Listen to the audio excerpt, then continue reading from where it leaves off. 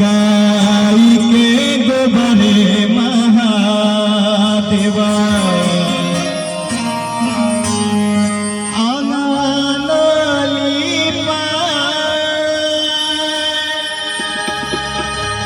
कि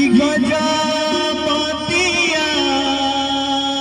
हो महादेवा कि चौका पूरा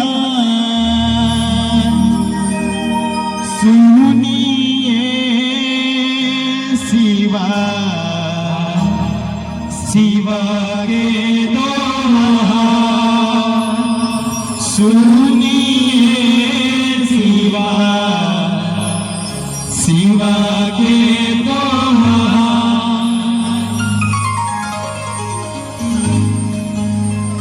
कि कहवा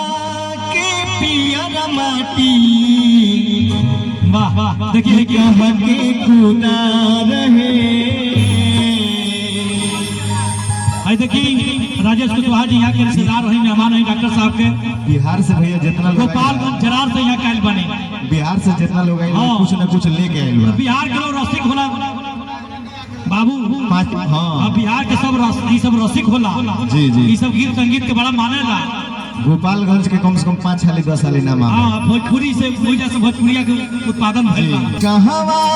के पियर माटी अच्छा मटकोर के गांव का है बहुआ जी आ कहा के खुदा रहे कि कहवा के 5 सुहाग कहवा के 5 सुहाग मटी कोरे जा सहे 5 सुहाग मटी कोरे जा सहे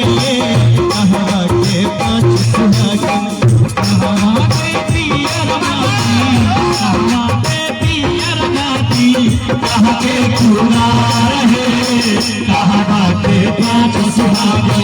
मटी कोरे जा सहे